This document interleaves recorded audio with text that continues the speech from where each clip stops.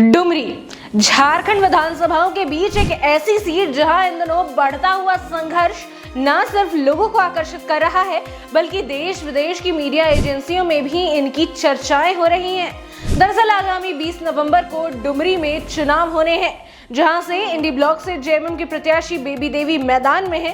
उनके साथ ही एनडीए खेमे से आजसू की प्रत्याशी यशोदा देवी और जेएलकेएम यानी कि झारखंड लोकतांत्रिक क्रांतिकारी मोर्चा से जयराम महतो भी चुनावी रण में हैं। ऐसे में साफ तौर पर इस बार डुमरी में त्रिकोणीय मुकाबला देखने को मिलेगा।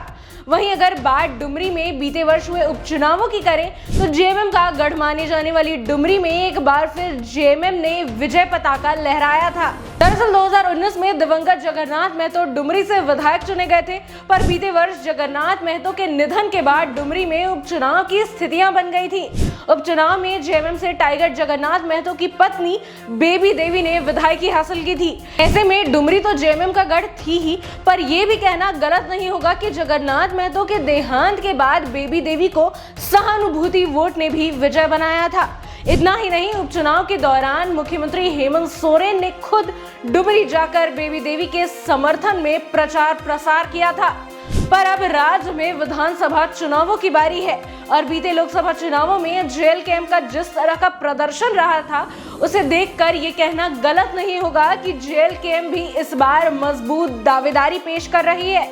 ऐसे में न सिर्फ जेएलकेएम बल्कि पार्टी के सुप्रीमो जयराम महतो ने भी काफी कम समय में इतनी ज्यादा लोकप्रियता बटोरी है जितनी शायद ही किसी अन्य नेता ने बटोरी हो।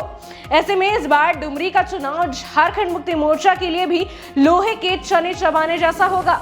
दरअसल टाइगर जयराम महतो कहते हैं कि हम सब तो भारतीय हैं लेकिन सभी झारखंडी तो नहीं, और इसी नारे के साथ डुमरी सीट से टाइगर महतो ने चुनावी रण में अपनी एक अलग जगह, अपनी एक अलग पहचान बनाई है।